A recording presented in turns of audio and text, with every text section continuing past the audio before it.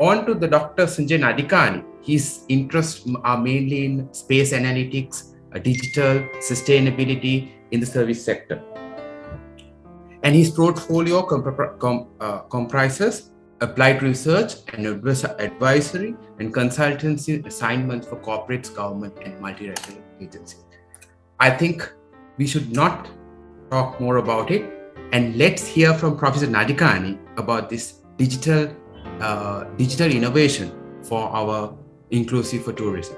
Professor? Ayubaman, good morning everyone, and a happy World Tourism Day. It could have been much happier if I would have been able to travel to Colombo as I've been doing over the last 6 years, say for the 2020 and 2021 because of COVID. But again, it's a delight to know that despite all these difficult circumstances, you have kept up the spirit of continuing with the International Tourism Leaders Summit and the Tourism Research Conference. So hats off to the entire University of Colombo team, Professor Suranga, Kasun, Abhinayaka, Mr. Jayatilake, and the entire crew of University of Colombo. Hearty congratulations. It's a delight, as usual, for me to address this very august forum and digital innovation and sustainability go pretty much hand in hand, and particularly so in this post-COVID scenario. So what I'll do is, I usually don't like to impose death by PowerPoint, but just in the interest of keeping the discussion a bit focused, I will run through some slides, and basically we will have some time for Q&A, hopefully, assuming this is a panel discussion. So we will look at that. So I'll share my screen in a second, and just let me know if you all are able to view it. Just give me a sec till I pull up my screen.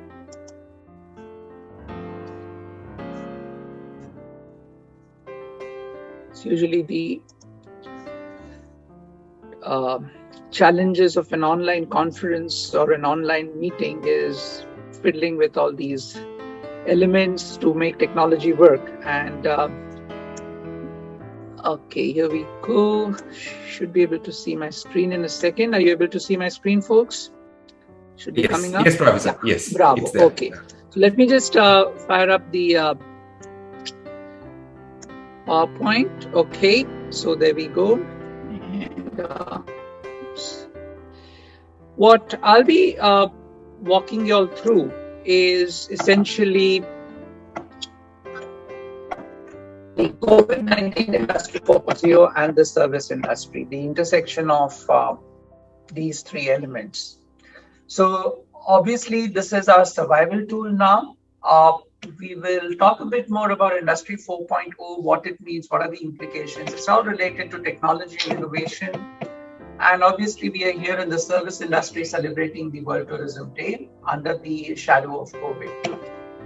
So in terms of the agenda, let's start with what is digital transformation, because that's been a buzzword even before COVID, except that now post-COVID, it's taken a more sort of a significant role. We will then look at the data story because as the previous speaker, Mr. Robert Junker, mentioned, innovation, technology, all this is fueled by data. So we'll look at the data story, understand what's Industry 4.0, and then touch a bit upon sustainability because that's the core theme. And as a result of which, what happens when it comes to upskilling the future generation of tourism industry stakeholders. So here's some of the headlines that I've picked up before COVID. It's all about, digital transformation, winning customer loyalty, risk, globalization, over-tourism, which was also referred to from a sustainability perspective, low-cost carriers, driving volume mass tourism, eruption of the sharing economy, starting with Airbnb and the types that have now scaled up. So from all these perspectives, you can glean that this was a pretty much gung-ho sector before COVID hit. And that's what we call a black swan event. Yeah, I'm not sure how many of you are familiar, but it's pretty interesting. This concept of the black swan event was first suggested by Nassim Taleb in 2001 in a book called Fooled by Randomness. it's worth taking a look at that book. It's there's no statistical, it's not heavy in terms of statistical analysis. In fact, it's nicely kind of worded for the layman to understand how statistical randomness can play a role.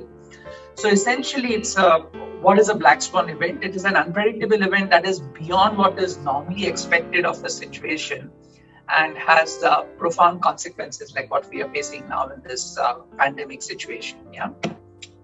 So before COVID, our industry in particular has had a rather complacent attitude when it comes to adopting technology. Unlike other service sectors like banking, telecom, our industry has been a bit of a laggard. But now with COVID, things have changed a bit because suddenly we have moved from that mindset, okay, something has to change. More of same will not do.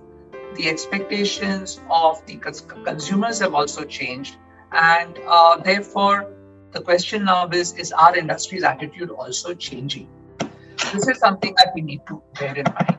There are many definitions or perspectives on digital transformation, but just to put things into perspective, I thought this is the one I like the most because it pretty much encompasses the essence of what a digital transformation should be. So we will kind of, within this framework, understand what the digital transformation pillars are. Okay? So some of us are already familiar with social media, cloud computing. This is something, this could be buzzwords for some, but this is pretty much mainstream now. Big data, there's so much. Previously, we used to sort of be short of data. Right now, in fact, we live in an age where there's too much data. So how do we address this problem of data glut?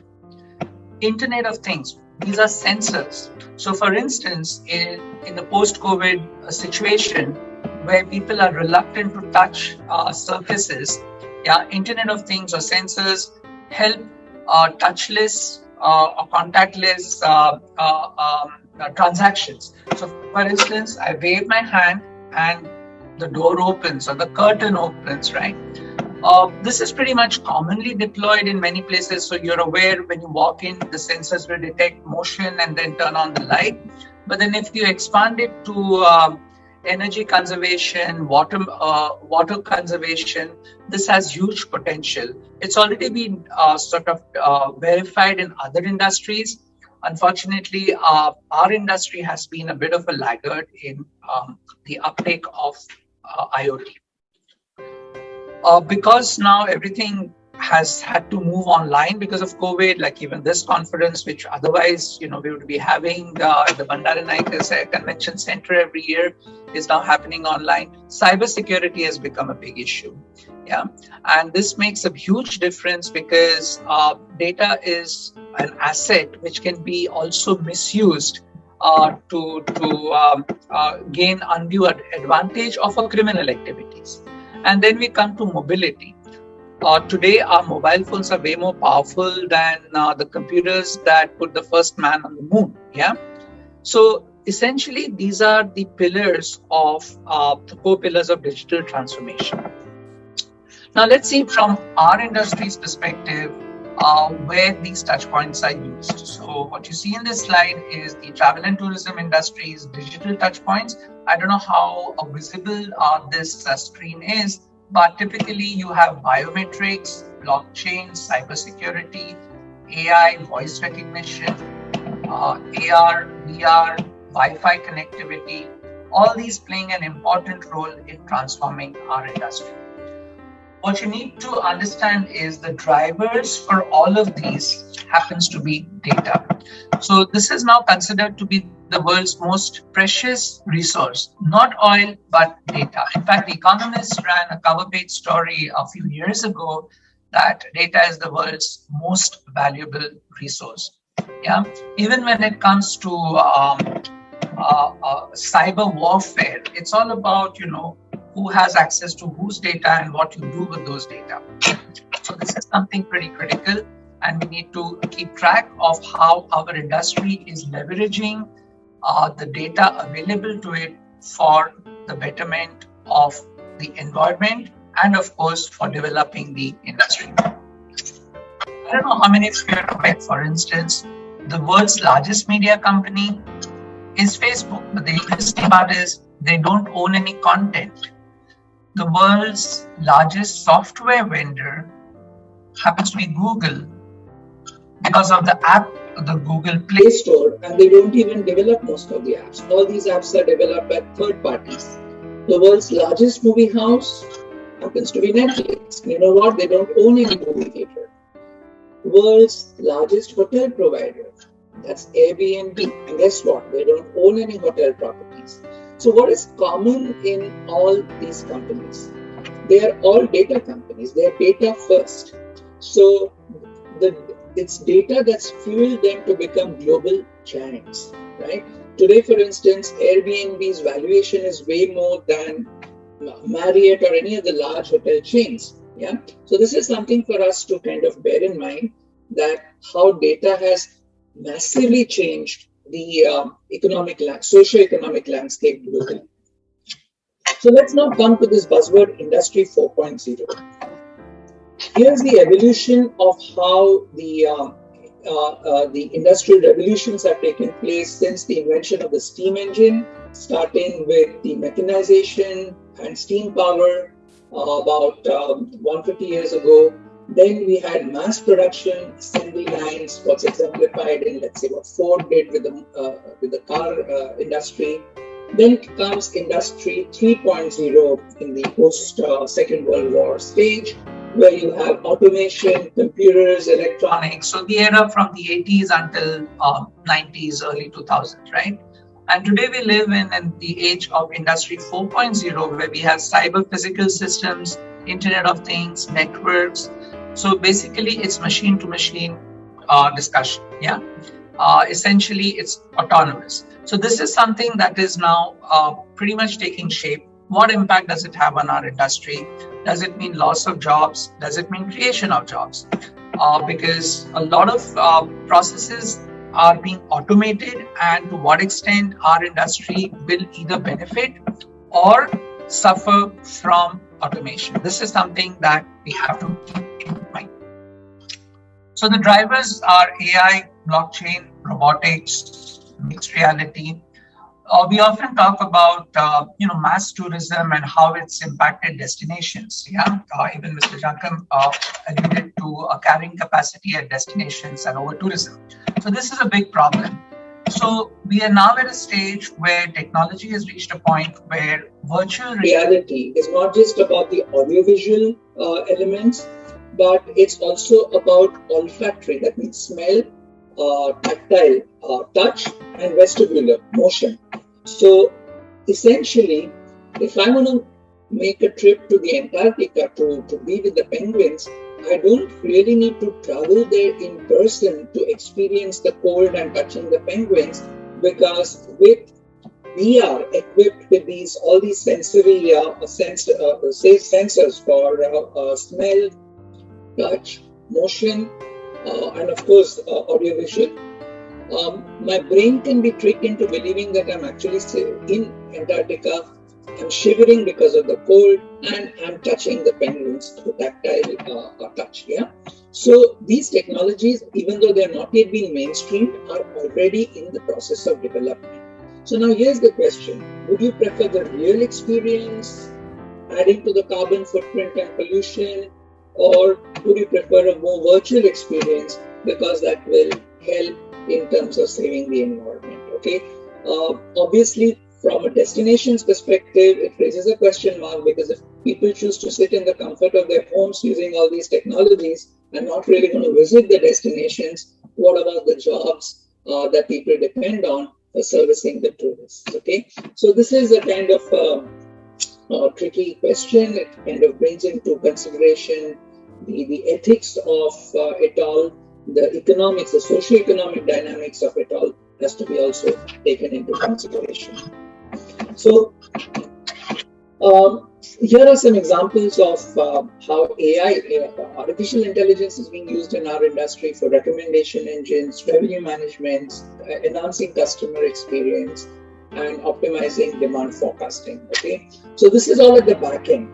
So tourists don't necessarily feel or kind of necessarily interface with the back end because they are only at the front end of it. Also, I'm not going to read through all this. I'll just give you a couple of examples in terms of some of the other developments. We spoke about robotics, yeah, no touch. So we have Starwood that has already deployed AI robot butlers, because now in the post-COVID scenario, people want touchless. Okay, I don't want human touch. I'd rather have a machine deliver.